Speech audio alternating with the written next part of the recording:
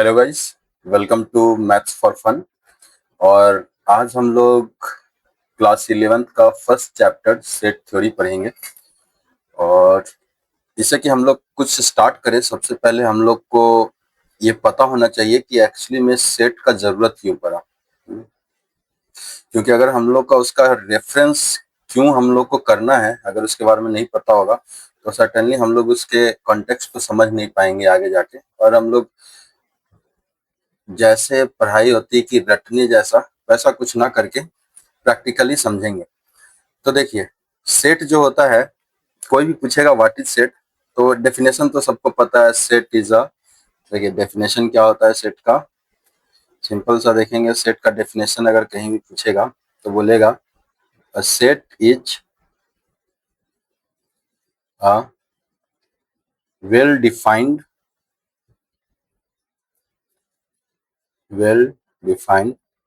Collections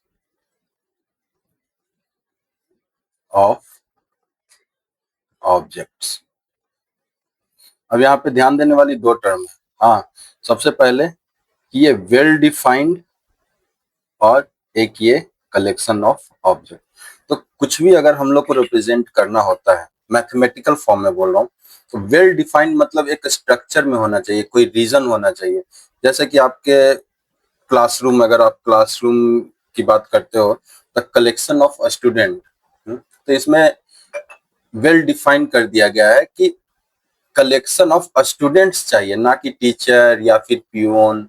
ऐसा नहीं, इसको एक वेल डिफाइंड डेफिनेशन दिया गया कि कलेक्शन ऑफ स्टूडेंट्स चाहिए हमको। सिमिलरली अगर कोई बोल देगा कि collection of vowels in English alphabet, similarly अगर दूसरा एग्जांपल हम लोग लेते हैं, फर्स्ट एग्जांपल लेते हैं, collection of vowels in alphabet, तो ये भी क्या हो गया, ये भी एक तरह से एक सेट हो गया। एक सेट में हम लोग वो सारे अल्फाबेट को ले रहे हैं जो कि वॉवेल्स हैं। उसी तरह से अगर और भी बोला जाए तो मैथमेटिक्स में हम लोग देखते हैं collection of all natural numbers, collection of all natural numbers suppose less than 10 बोलते हैं। तो मतलब क्या हो गया कि 10 से छोटा जो भी नेचुरल नंबर है उसका एक सेट बनाओ।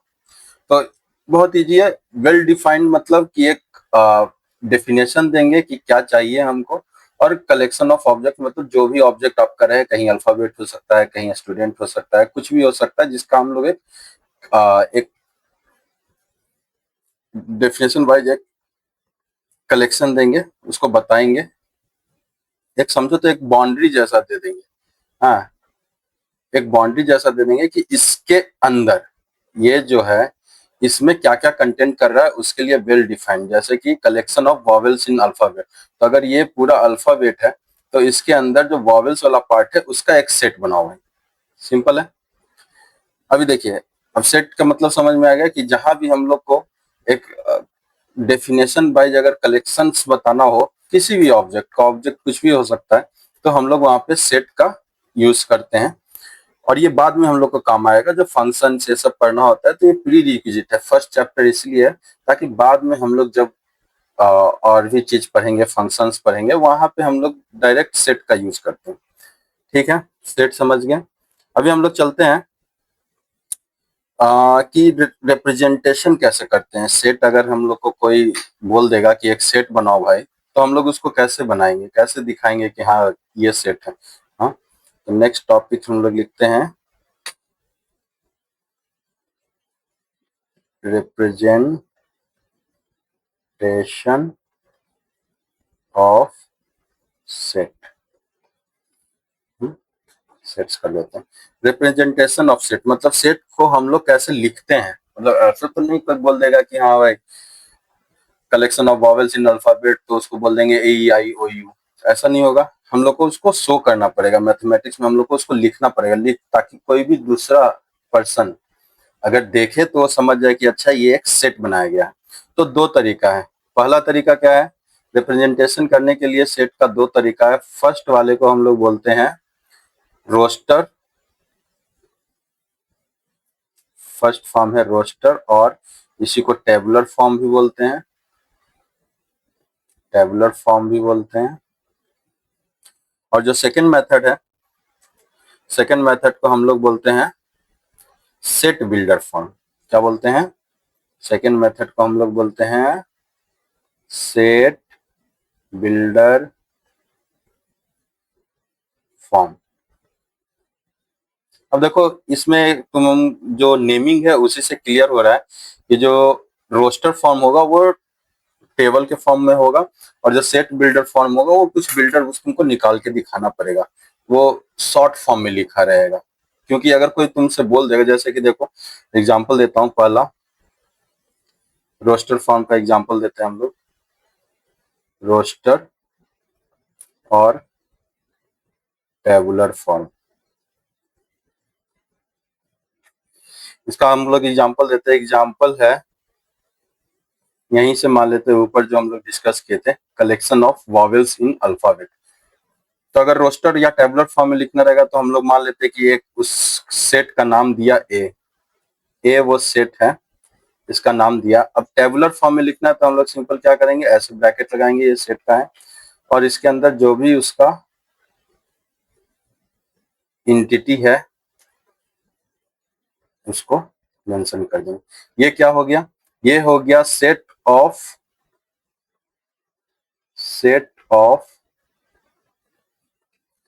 वॉवेल्स इन अल्फाबेट। और किस फॉर्म में इसको लिखा गया है? तो ये लिखा गया है भाई टेबुलर फॉर्म में। अब देखो अभी पता चलेगा हम लोग को कि अगर टेबुलर फॉर्म एक फॉर्म था ही तो फिर सेट बिल्डर फॉर्म का जरूरत क्यों पड़ा? हम लोग सब कुछ टेबुलर फॉर्म में ही लिख देते हैं, सही बात है। सिमिलरली अगर दूसरा एग्जांपल हम लोग देते हैं, अनदर एग्जांपल देखते हैं, हाँ एग्जांपल 2 देखते हैं। एक सेट हम लोग को चाहिए, कोई बोल देगा कि लिखो भाई set of all natural numbers less then 6।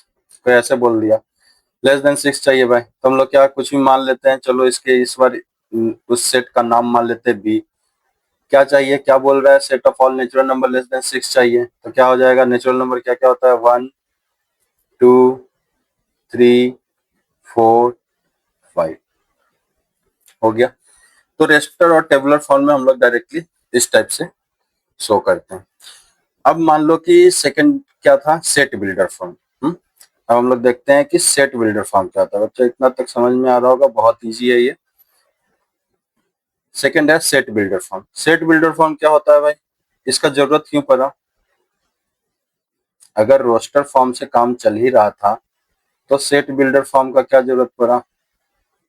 देखो अगर जब तुम्हारा सैंपल सेट बहुत छोटा हो, मतलब 4 हो 5 हो इस टाइप का हो, तब तो तुम टेबुलर फॉर्म में इजीली लिख सकते हो। लेकिन अगर कोई बोल देगा कि एक सेट बनाओ जिसमें 100 नेचुरल्स नंबर हो, अगर कोई बोल देगा कि एक ए सेट है जिसमें क्या है कि 100 नेचुरल्स नंबर है, 100 नेचुरल्स नंबर्स, इसका एक सेट बनाना। तो अगर रोस्टर फॉर्म से जाएंगे तो हम लोग को क्या एक एक करके लिखना पड़ेगा, 1 2 3 4 ऐसे ऐसे करके टिल 100 तक। तो ये तो बेवकूफों जैसी बात हो गई कि तुम 100 तक लिख रहे हो। कोई बोल देगा 1000 तो तुम 1000 तक लिखोगे। तो उसके लिए क्या हुआ कि सेट बिल्डर फॉर्म को बनाया गया। और देखो सेट बिल्डर फॉर्म में हम लोग कैसे लिख सकते हैं? तो यहाँ पे हम लोग डिफाइन करते हैं कि ए क्या है भाई? तो ये क्या है? कलेक्शन ऑफ एन है, सच दैट, ये इसको लिखने का तरीका है, सच दैट एन लिख दिया, एन है, सच दैट एन क्या है?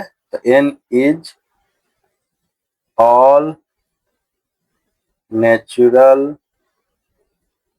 Numbers less than equal to 100, ऐसा लिख दे। अभी देखो कितना इजी हो गया। अब कोई भी रहेगा उसको डायरेक्ट पता चल जाएगा कि अच्छा सेट बिल्डर फॉर्म से अगर ऐसे कोई लिख के तुमको दिखा देगा तो तुम डायरेक्टली समझ जाओगे कि अच्छा ए क्या है, ए कुछ नहीं है भाई, तो ये ऑल नेचुरल नंबर्स का एक सेट है, कहाँ तक, 100 तक। तो ये फायदा है, अगर तुम्हारा सेट बड़ा रहेगा जिसमें 100, 200, 150 आइटम है या फिर कंडीशन बेस्ड है, तो उसमें हम लोग सेट बिल्डर फॉर्म का यूज करते हैं। तो चलिए कुछ एग्जांपल्स हम लोग देख लेते हैं। सपोज कीजिए कि एक एग्जांपल्स देख लेते हैं। सपोज कीजिए एक सेट दिया हुआ है बी इक्वल टू 1 4 6 6 नहीं 1 4 1 4 9 16 25। ठीक है, ये एक सेट बी है। क्वेश्चन है कि इसको राइट इन क्या है, सेट बिल्डर फॉर्म में। हाँ, राइट इन सेट बिल्डर फॉर्म कैसे लिखेंगे? अब इस क्वेश्चन को देखेंगे तो हम लोग को थोड़ा सा दिमाग लगाएंगे तो दिख जाएगा हम लोग को कि अच्छा ये कुछ नहीं, ये 1 से लेके 5 तक के नंबर्स का स्क्वायर है, सारे नंबर्स का। ये किसका है देखिए, ये किसका है, 1 का स्क्वायर है। ये किसका है, 2 का स्क्वायर है। ये किसका है, 3 का है। सिमिलरली ये 4 का है, ये 5 का है।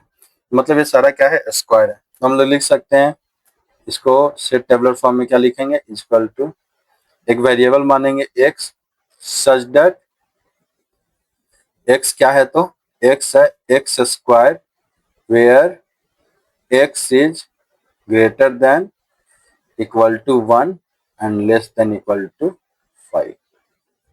समझ गए, x क्या है, तो x बाई एक्स स्क्वायर है, या फिर एक्स स्क्वायर की जगह तुम n भी मान सकते हो अगर कंफ्यूजन हो रहा है तो, कि दो दो कैसे दे दिए। तो हम लोग इसको मान लेते हैं, सपोज करो n स्क्वायर मान लेते हैं, और यहाँ पे वैरी क्या करेगा, n। x क्या है भाई, तो x है जो n स्क्वायर है, और n क्या है, तो n 1 से लेके 5 के बीच का सारा नंबर है। तो अपने आप अगर अगर हम लोग इस फॉर्म में भी लिखते हैं तो हम लोग का जो फाइनल सेट बनेगा, जो फाइनल सेट बनेगा वो कुछ यही बनेगा, राइट। तो एक चीज तो क्लियर है कि सेट बिल्डर फॉर्म में हम लोग को एक कंडीशंस चाहिए होता है। जो टेबुलर फॉर्म में था उसमें जो आपका वर्डिंग्स था, स्टेटमेंट था, उसी में कंडीशन हो जाता था। जैसे जो वर्डिंग्स है यहाँ पे, वर्डिंग्स है, इसी में कंडीशन है कि नेचुरल नंबर बताओ लेस देन 6। लेकिन जो सेट बिल्डर फॉर्म है उसमें हम लोग को एक अलग से कंडीशन यहाँ पे मेंशन करना पड़ता है। तो बहुत इजी है दोस्तों, इसी तरह और भी एग्जांपल दे सकते हैं। सपोज अगर तुमको कोई बोल देगा कि एक नया एग्जांपल दो भाई, चलो ये एग्जांपल 1 मान लेते हैं इसको। एग्जांपल 2 बोलता है कोई कि बी इक्वल टू है 2 4 6 8 10। इसको लिखना है आपको फिर से, बी नहीं मानते, बी ऑलरेडी एक बार मान लिए, तो इस बार हम लोग इसको सी मानते हैं। कोई बोलता है कि इसको सेट बिल्डर फॉर्म में लिखना है, क्या करना है, राइट इन सेट बिल्डर फॉर्म। अगर कोई ऐसा बोल देता तो हम लोग क्या लिखेंगे, फिर से देखेंगे कि क्या है भाई। एक चीज दिख रहा है कि ये सारा क्या है, नेचुरल नंबर है और सारा इवन है ना, इवन नेचुरल नंबर है। तो हम लोग डायरेक्ट लिख सकते हैं C equal to X such that X is natural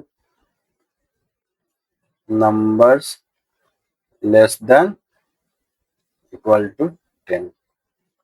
ऐसे लिख सकते हैं, आ गया सारा कुछ, 2 4 6 8 10 सारा कुछ आ जाएगा। सॉरी। तो यहाँ तक बच्चों आप लोग को समझ में आ गया होगा, आई होप।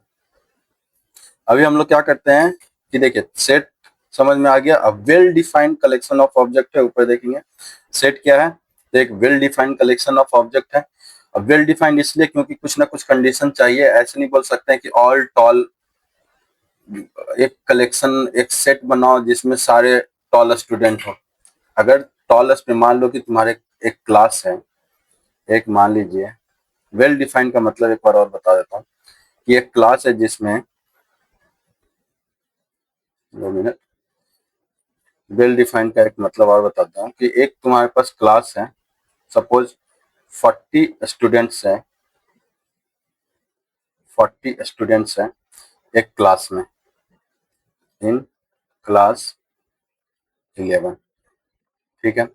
अब कोई बोल देगा कि भाई एक सेट बनाओ, सेट ए, जिसमें कि ऑल टॉल स्टूडेंट्स हो, ऑल टॉल स्टूडेंट हो।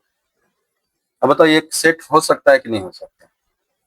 कुछ लोग बोलेंगे कि सर हो सकता है, जो भी लंबा लड़का लोग है या फिर लड़की लोग है, जो भी लंबा स्टूडेंट है उसको कर सकते हैं, उसको इसमें इंक्लूड कर लेंगे।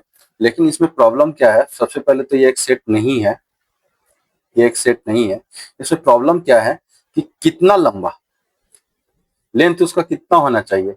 क्या उसका लेंथ 160 cm होना चाहिए, सेंटीमीटर, या फिर 150 होना चाहिए, या फिर 140 होना चाहिए?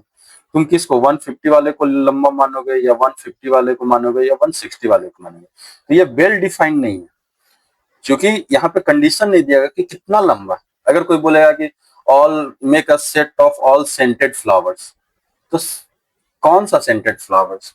जो गंदा स्मेल होता है वो भी सेंट है एक तरह का, फॉल स्मेल है, गंदा स्मेल है, लेकिन सेंट जैसा तो है वो, उससे भी एक स्मेल आता है। रोज का सेंट है वो भी है। तो जो वेल डिफाइंड नहीं होता है वो सब सेट नहीं बन सकता है। तो सेट के लिए कंडीशन समझ गए, सेट होने के लिए वेल डिफाइंड होना चाहिए, वो कंडीशन के साथ, well defined set of collection of objects, तभी जाके वो सेट बन सकता है, ऐसे रैंडम नहीं। Well defined collection of objects. तो आई होप कि आप लोगों को समझ में आया होगा, एग्जाम्पल्स के साथ भी दिया गया है, तो इसमें कोई समझने में परेशानी नहीं होना चाहिए।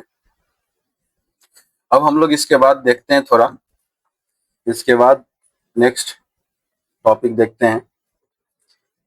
नेक्स्ट चीज जो हम लोग इसमें पढ़ेंगे वो होगा types, types of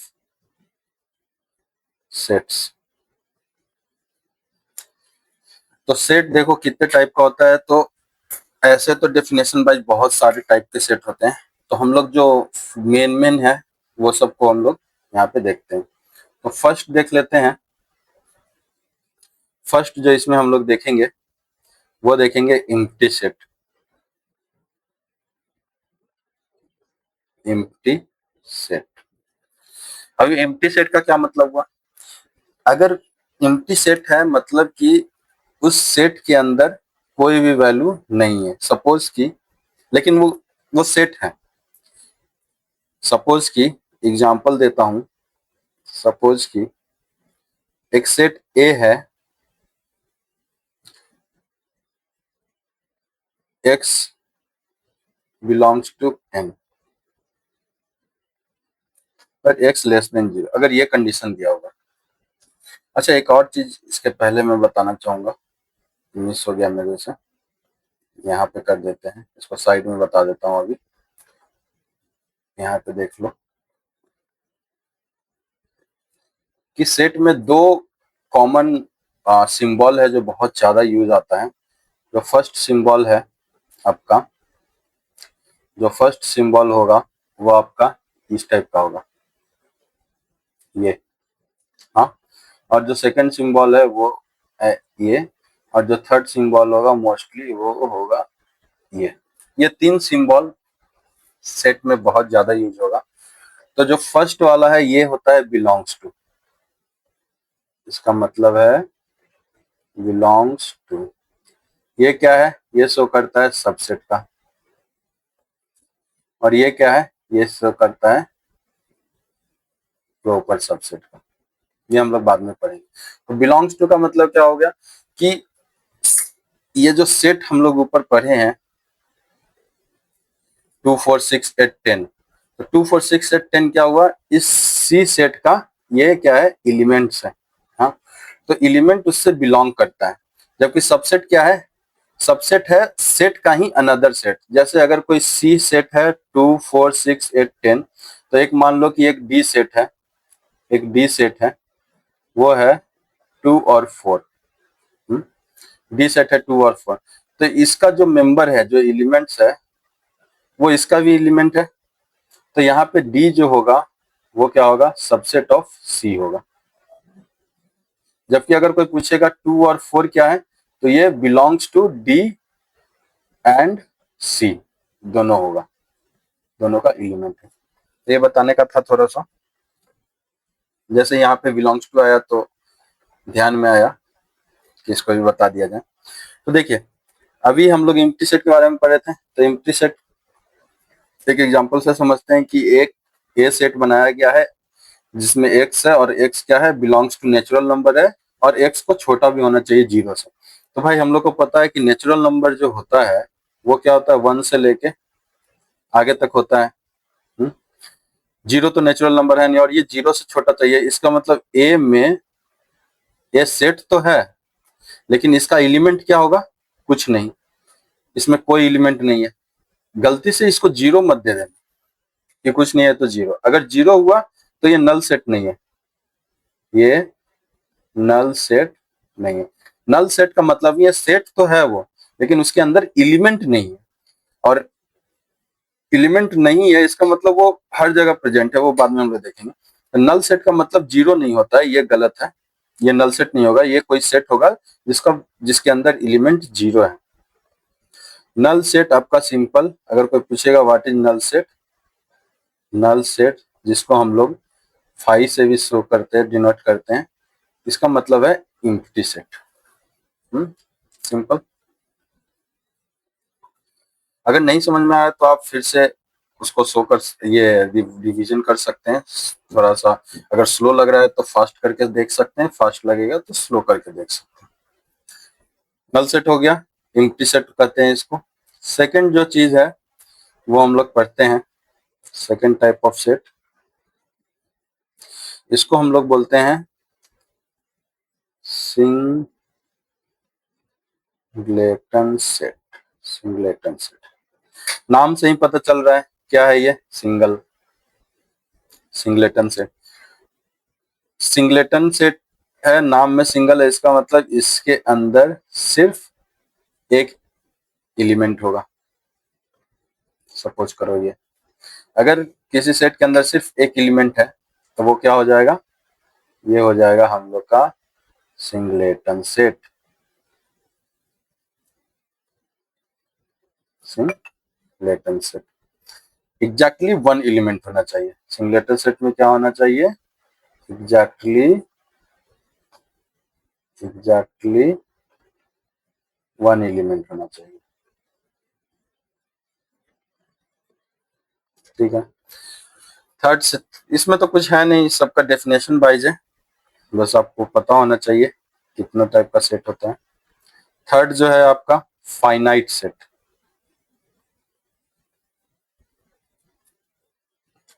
finite set नाम से क्लियर है, फाइनाइट मतलब उसमें फाइनाइट नंबर ऑफ एलिमेंट्स होना चाहिए। जैसे जो भी सेट था हम लोग का, सपोज कोई बोल देगा नेचुरल नंबर्स लेस देन 5 या 6, तो 1 2 3 4 5 फाइनाइट है नंबर ऑफ एलिमेंट्स इसमें। सिमिलरली अगर कोई बोल देगा all toll students greater than 160 cm in your class, तो ऑब्वियसली कुछ ना कुछ लोग होगा, 10 होगा, 5 होगा, 2 होगा, 1 होगा। तो जिसका काउंटेबल एलिमेंट्स हो, काउंटेबल तो इनफाइनाइट भी होता है, लेकिन जो एक लिमिट में हो, कुछ रेंज में हो कि यहाँ से यहाँ तक, वो सब फाइनाइट सेट में आ जाएगा। सिमिलरली जो फोर्थ होगा आप लोग का, फोर्थ बताता हूँ, इनफाइनाइट सेट। Infinite set. ठीक है, इनफाइनाइट सेट क्या होगा? जो इनफाइनेटली चला जाए। जैसे कोई बोल देगा सी जो क्या है कि set of all natural numbers.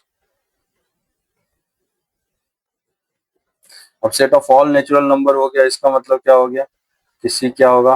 1 2 3 4 till infinite, क्योंकि ये लिमिट तो दिया नहीं है कहाँ तक। तो इस टाइप के सेट को इनफाइनाइट सेट बोल देंगे। या फिर बोल देगा कोई ऑल पॉजिटिव नेचुरल नंबर्स, तो अगर ऑल इवन नेचुरल नंबर्स अगर कोई बोल देता है तो ये भी क्या हो जाएगा? इनफाइनाइट सेट हो जाएगा। 2 4 6 8 टिल इनफाइनाइट। समझ में आ गया होगा, ये तो बहुत इजी है, फाइनाइट और इनफाइनाइट सेट। अच्छा, इसके बाद हम लोग नेक्स्ट नेक्स्ट जो सेट है वो है आपका इक्वल सेट।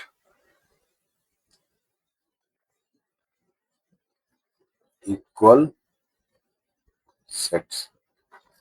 इक्वल सेट का क्या मतलब है? अगर कोई सेट ए है, सपोज करो 1 2 3, और कोई सेट बी है, सपोज करो 2 1 3, तो ए और बी इक्वल सेट होगा। ए और बी इक्वल सेट होगा अगर इफ दोनों का जो एलिमेंट्स है वो सेम हो। देखो 1 यहाँ पे भी है, यहाँ पे भी है, 2 यहाँ पे भी है, यहाँ पे भी है, 3 यहाँ पे भी है, यहाँ पे भी है। तो अगर सारा elements of A, if all elements of A also is elements of B, तो उस केस में क्या होगा? ए और बी क्या होगा? इक्वल सेट होगा। ऑर्डर नंबर का कुछ भी हो सकता है, वो आगे हो सकता है, पीछे हो सकता है, उससे कोई मतलब नहीं है। बस सेम नंबर होना चाहिए। जो आपका इंटिटी है वो सेम होना चाहिए दोनों में। ऑर्डर कुछ भी हो सकता है। तो यहाँ पे लिख सकते हैं कि इक्वल सेट में order order does not matter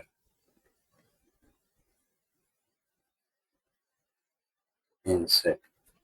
order matter नहीं करता। अगर इंट्रीज सेम है, अंदर का एलिमेंट सेम है, तो वो इक्वल सेट हो जाएगा। सपोज करो अगर कोई बोल देता है अगर ऑर्डर सेम नहीं है, तो अगर कोई बोलता है एक सेट ए है जिसके अंदर एलिमेंट है 1 2 3 4 2 1, बताओ तो इसमें टोटल नंबर ऑफ एलिमेंट्स क्या होगा? तो इसका टोटल नंबर ऑफ एलिमेंट्स कितना होगा? नंबर ऑफ एलिमेंट्स कितना होगा? 4 होगा, 6 नहीं होगा। हाँ, 4 होगा, 6 नहीं होगा। क्यों? क्योंकि 1 1 2 2 रिपीट हो रहा है, तो जो रिपीट हो रहा है उसको 2 बार लिखने का जरूरत नहीं है। तो एक ये भी लिख सकते हैं यहाँ पे। क्या लिख सकते हैं कि जो आपका रिपीटेड एलिमेंट्स होता है,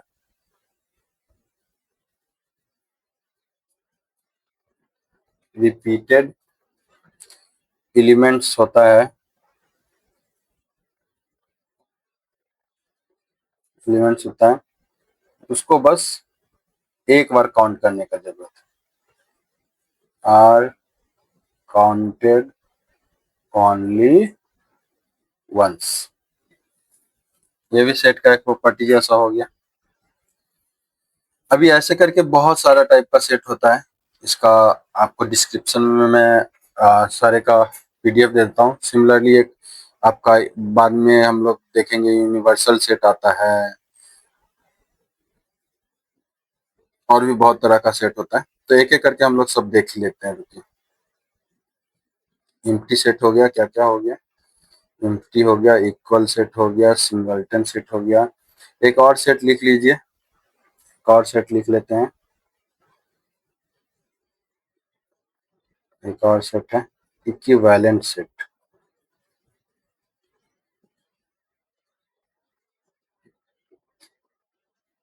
इक्विवेलेंट सेट, इक्विवेलेंट सेट का क्या मतलब हुआ कि इक्वल सेट में क्या था कि सारा इक्वल सेट में हम लोग यहाँ पे देखते हैं, इक्वल सेट में,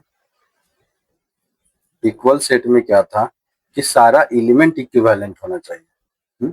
लेकिन इक्विवेलेंट सेट में क्या है कि नंबर ऑफ एलिमेंट्स ये इक्वल होना चाहिए, एलिमेंट सारा इक्वल नहीं होना चाहिए। मतलब कि ए है 1 2 3 और बी है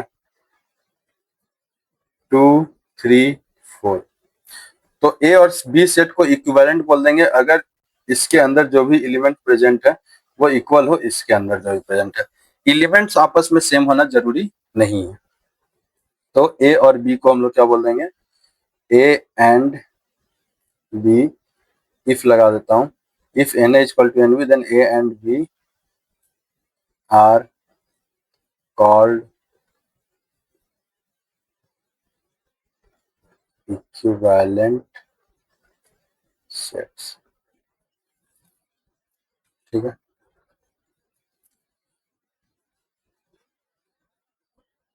इक्विवेलेंट सेट हो गया।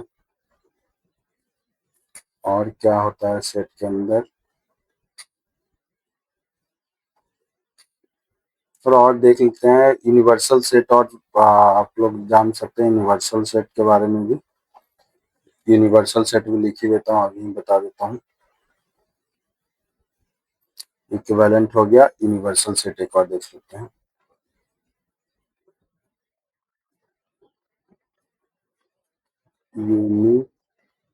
यूनिवर्सल सेट, अब देखिए एक हम लोग के पास एम्प्टी सेट था, जिसके अंदर क्या था, उसको सिंबलाइज कैसे कर रहे थे, फाई से कर रहे थे, लेकिन उसके अंदर एलिमेंट नहीं होता था।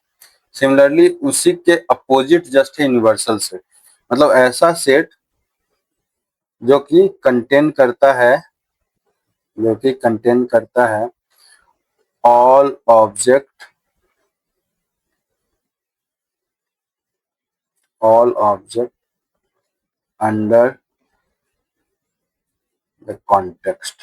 अब इसका मतलब क्या है कि all object under the context का मतलब है कि अगर हम लोग बात करते हैं कि एक क्लास है, एक सपोज कीजिए ये क्लास है, हाँ, इसमें टोटल 40 स्टूडेंट्स हैं,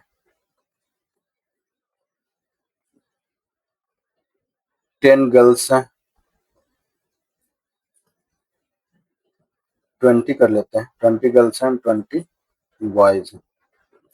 तो अगर कोई बोलेगा कि गर्ल्स कितना है तो बोल देंगे 20, बॉयज कितना है तो 20, लेकिन अगर सिर्फ स्टूडेंट का बात हो तो टोटल स्टूडेंट 40 है। तो यूनिवर्सल सेट ये 40 गर्ल्स और बॉयज सबको इंक्लूड करेगा।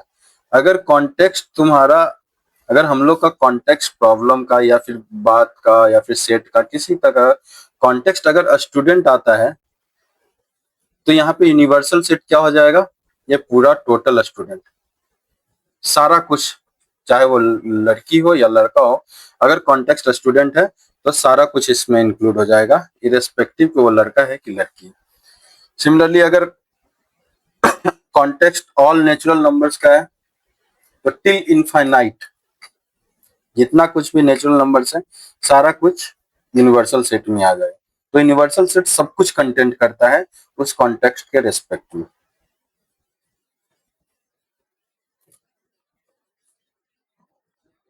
नेक्स्ट चलते हैं, अगर किसी को ये नहीं समझ में आया तो एक ऐसे एग्जांपल भी और देख सकते हैं कि सपोज करो कि कोई बोलता है कि सेट ऑफ वॉवेल्स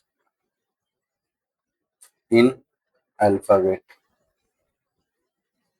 ठीक है, तो ये मान लो कि एक सेट ए है जो कि है set of vowels in alphabet, तो ए ई आई ओ यू।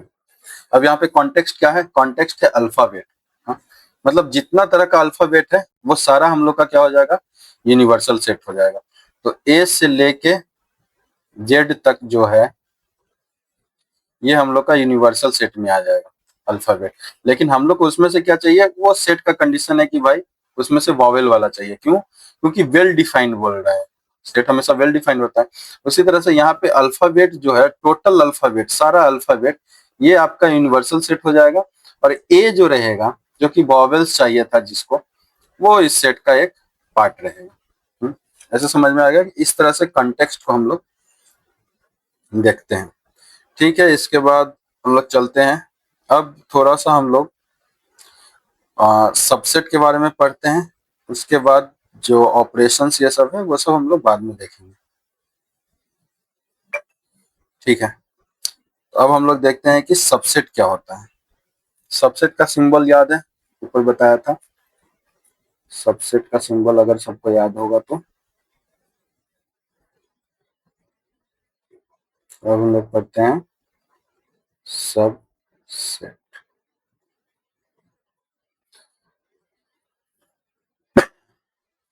तो सबसेट क्या होता है, सब और सेट, यहाँ पे नाम में ही पता चल रहा है। सब सेट मतलब सेट का पार्ट। तो अगर सपोज करो एक सेट है ए 1 2 3 4 और 5, और एक सेट अनदर, एक और सेट है 2 4। तो अभी आप ध्यान से देखोगे तो बी में जो एलिमेंट है, कौन सा एलिमेंट, बी का एलिमेंट देखिए, ये 2 और ये 4, ये आपके ए में भी प्रेजेंट है, सेट ए का भी ये एलिमेंट है। तो अगर किसी सेट का एलिमेंट दूसरे किसी सेट में प्रेजेंट होता है तो यहाँ पे हम लोग लिख सकते हैं बी इज सबसेट ऑफ ए। क्यों लिख सकते हैं, क्योंकि बी का जो एलिमेंट है वो ए के एलिमेंट में प्रेजेंट है। एक चीज और है, सिमिलरली यहाँ पे अगर ए और बी की सिर्फ बात हो तो ए जो है, अगर सिर्फ ए और बी का बात हो तो ए यहाँ पे यूनिवर्सल सेट भी कह सकते हैं इसको हम लोग। सिर्फ ए और बी के बारे में बात होती है, बी के लिए ए क्या है, यूनिवर्सल सेट की तरह काम करेगा उसका। इसको बाद में और देखेंगे। तो समझ में आ गया बी क्या है, बी जो है सबसेट ऑफ ए है, क्योंकि बी का जो सारा एलिमेंट है वो ए में प्रेजेंट है। सिमिलरली अगर कोई बोल देगा, अगर कोई बोल देगा कि दिस इज ए ई, ये क्या, ये एक सेट है। तुम नाम भी दे सकते हो, नहीं भी दे सकते हो। अगर नहीं दोगे तो ऐसे रिप्रेजेंट करना पड़ेगा, क्या ए और E is the subset of A E I O U. क्या होगा आंसर, यस, ट्रू है। लेकिन अगर कोई पूछ देगा कि क्या ए एंड ई, ये सिंबल याद है, ए E I O you belongs to, तो ये गलत हो जाएगा। क्योंकि बिलोंग्स टू क्या बोलता है, एलिमेंट बताता है किसी भी सेट के अंदर। तो इसका एलिमेंट तो ए ई आई ओ यू है, लेकिन ये जो बोल रहा है ये एक सेट बना दिया, तुम्हारा ए और ई एक सेट बना दिया है, ये एक सेट है। अगर इसको, इसका एलिमेंट होना चाहिए, बिलोंग्स टू होना चाहिए, तो ये सेट कुछ ऐसा होता है, ए ई और फिर अगर कुछ रहता तो आई ओ यू ए, ऐसे बिलोंग्स टू रहता तो ये स्टेटमेंट सही हो जाता। क्योंकि अब जो है बिलोंग्स टू का मतलब है कि उसका एलिमेंट है, तो ये जो है इस पूरे वाले सेट का एक एलिमेंट है, तो अब ये ट्रू हो जाएगा। लेकिन सेट ए ई इस वाले का एलिमेंट नहीं। अगर सिर्फ बोलता, अगर सिर्फ बोलता यहाँ पे कि A belongs to set of A E I O U, तो ये क्या हो जाता, ये सही हो जाता। क्योंकि हाँ भाई, ये अभी एक एलिमेंट है, अभी एक सेट नहीं है, और यहाँ पे भी ये एलिमेंट प्रेजेंट है यहाँ पर, लेकिन यहाँ पे क्या है, एक सेट है और सेट एलिमेंट के अंदर प्रेजेंट नहीं है। अगर ऐसे लिखा रहता, सेट भी एलिमेंट रहता तो सही था। आई गेस समझ में आ रहा होगा आप लोगों को। अगर नहीं समझ में आ रहा तो दोबारा आप इसको गो थ्रू कर सकते हैं। सिमिलरली क्या था, हम लोग अभी पढ़े थे एम्प्टी सेट, ध्यान होगा ही, हम लोग पढ़े थे थोड़ी देर पहले एम्प्टी सेट। ये क्या था, ये है एम्प्टी सेट। तो phi equal to something empty set. अभी क्या है कि कोई भी सेट है, एम्प्टी सेट उसका सबसेट होता है। Phi empty set is the subset of all type of set. क्यों? क्योंकि इसके अंदर तो वैल्यू है नहीं, ये तो खाली है, तो खाली तो कहीं भी हो सकता है, किसी भी सेट में प्रेजेंट हो सकता है।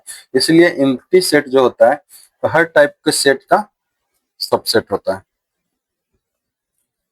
इसको ऐसे हम लोग लिख सकते हैं, phi is the subset of A for every type of set है।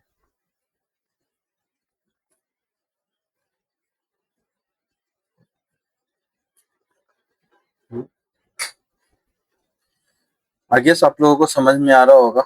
अगर नहीं भी आ रहा तो आप लोग परेशान होने का कोई जरूरत नहीं है, एक बार दो बार में आपको क्लियर इजीली समझ में आने लगेगा। नेक्स्ट देखते हैं हम लोग, नेक्स्ट देखते हैं प्रॉपर सबसेट। ठीक है भाई, प्रॉपर सबसेट क्या है? सबसेट टाइप का ही है, प्रॉपर क्यों लगाया है चलो देखते हैं। सपोज करो कि एक सेट दिया हुआ है B is a subset of A, और क्या दिया हुआ है, प्रॉपर सबसेट के लिए कंडीशन क्या होता है कि बी जो होना चाहिए एक ए का सबसेट होना चाहिए plus B not equal to A होना चाहिए। इसका मतलब क्या हुआ कि अगर ए कोई सबसेट है, ए कोई सेट है, सॉरी, 1 2 3 4 एक सेट है, बी भी एक सेट है, वह सपोज करो 2 है और 4 है। तो अभी क्या है, इन दोनों से दिख रहा है यहाँ पे 2 एलिमेंट है, 4 एलिमेंट है, ए में भी 2 है 4 है। तो एक तो चीज पता चल गया कि B is a subset of A है भाई, करेक्ट। प्लस क्या होना चाहिए कि B not equal to A होना चाहिए। अगर बी इक्वल टू ए कब हो जाता, जब बी में भी बी का भी वैल्यू भी सेट कंटेन करता 2 4 3 1। अगर ऐसे कंटेन करता तो क्या होता, यहाँ पे बी इक्वल टू ए हो जाता, तब ये प्रॉपर सबसेट नहीं होता। बी अगर ऐसा हो जाता तो बी फिर प्रॉपर सबसेट नहीं होता, तो बी को इक्वल नहीं होना चाहिए। तो यहाँ पे देख सकते हैं इस वाले एग्जांपल में दोनों में ये इक्वल नहीं है, हाँ, बी नॉट इक्वल टू ए है। तो हम लोग बोल सकते हैं कि बी जो है, B is proper subset of. तो इजी था ये।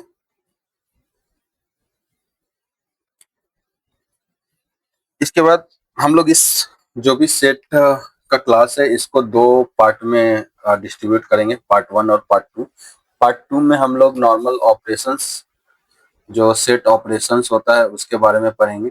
अभी जो भी थियोरेटिकल सारा कुछ समझने का है वो सब हम लोग देख लेते हैं। पार्ट 2 में हम लोग वेन डायग्राम से आगे जो भी कुछ भी है वो सारा कुछ एक साथ, वेन डायग्राम, फिर जो ऑपरेशंस हुआ उसका यूनियन, इंटरसेक्शन, उन सब का ऑपरेशन, वो सारा कुछ हम लोग एक साथ उसमें पढ़ेंगे। तो एक अभी के लिए एक लास्ट और टॉपिक है, वो हम लोग ये कर लेते हैं, कंप्लीट कर लेते हैं, और वो है पावर शिफ्ट। वो क्या है,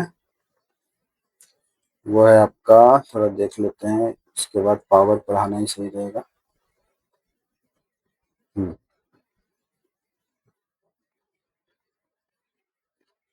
पावर सेट पढ़ लेते हैं। लास्ट टाइप का सेट है ये, लास्ट टाइप ऑफ सेट क्या है?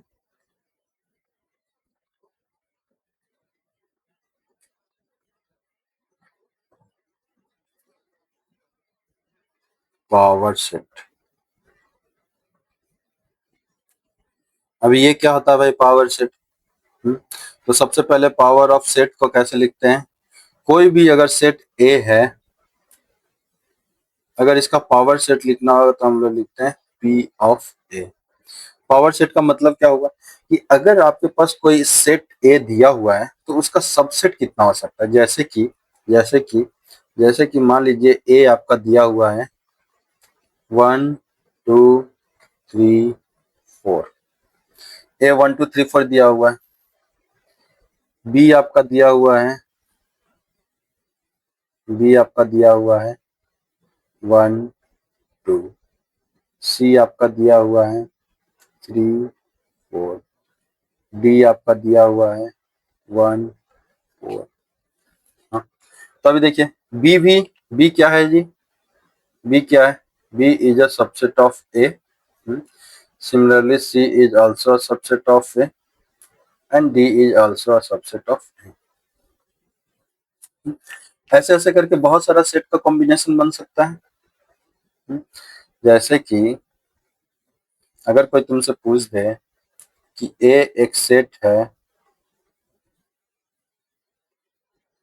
एक्स वाई ए का, हाँ, या फिर समझाने के लिए थोड़ा सा और इजी एग्जांपल ले लेता हूँ, दो ही एलिमेंट रखता हूँ ताकि आप लोग को इजीली समझ में आए लोगों को। एक्स और वाई है तो कितना नंबर ऑफ सबसेट बन सकता है? अब आपको पता है कि अगर एक बड़ा सेट है, एक कोई बड़ा सेट है, उसका अगर कोई अनदर सेट में एक भी एलिमेंट रहेगा तो वो उसका सबसेट हो जाएगा।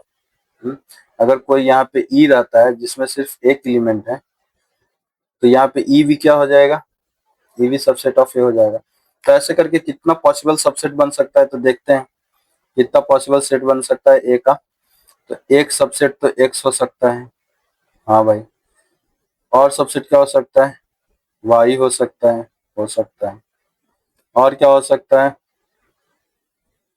एक्स वाई तो रहेगा ही। हम्म, और क्या हो सकता है?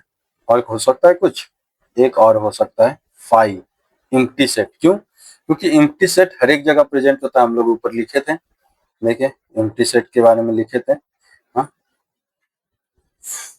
इम्प्टी सेट क्या है यहाँ पे? Empty set is subset of all type of set. तो इम्प्टी सेट हो गया। तो यहाँ पे एक पैटर्न है कि अगर कोई हम लोग को बोल दे कि ए सबसेट का टोटल नंबर ऑफ सबसेट कितना होगा, हाँ, एक सबसेट है जिसमें अगर दो एलिमेंट है तो टोटल नंबर ऑफ सबसेट क्या होगा? तो उसका फॉर्मूला होता है, सबसे पहले तो नंबर ऑफ एलिमेंट्स निकाल लेंगे इजिली। क्या हो जाएगा? एन हो जाएगा जो भी इसके अंदर है। मान लो कि सेट ऑफ ए है, यहाँ पे 2 हो जाएगा। हाँ, और टोटल नंबर ऑफ सबसेट कितना होगा?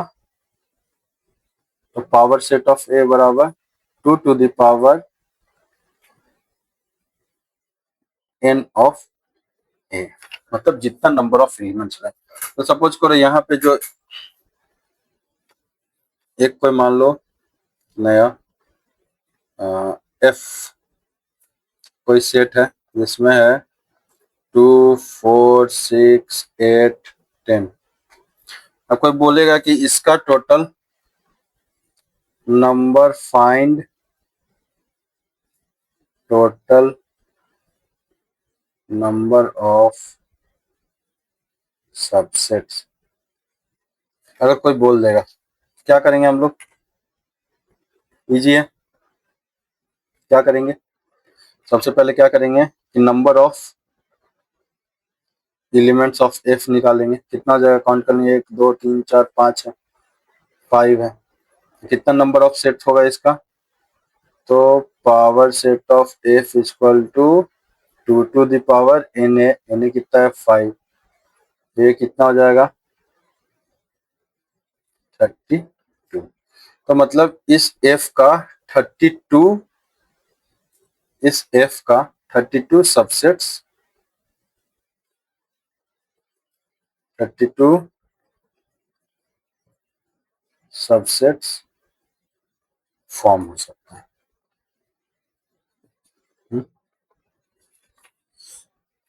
सिमिलरली ऐसे ही बहुत सारा इजी इजी क्वेश्चंस कर सकते हैं। अगर कोई बोल देगा कि एक क्वेश्चंस ले लेते हैं अब हम लोग, कोई बोल देगा कि if power set of A is 32,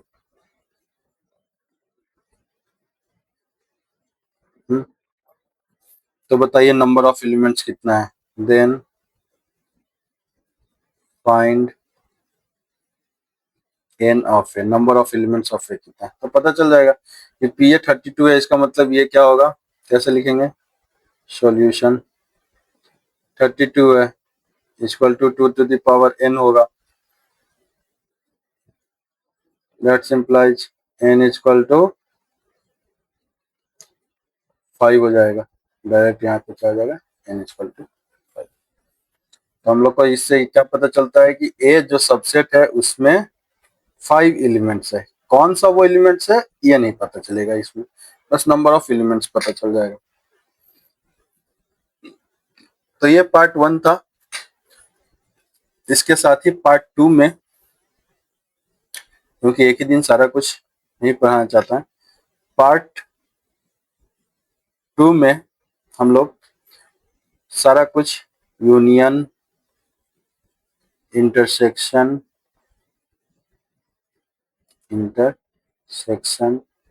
disjoint, difference, Venn diagram,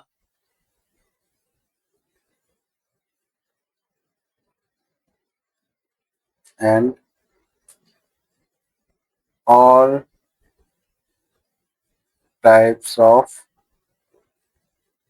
operation of sets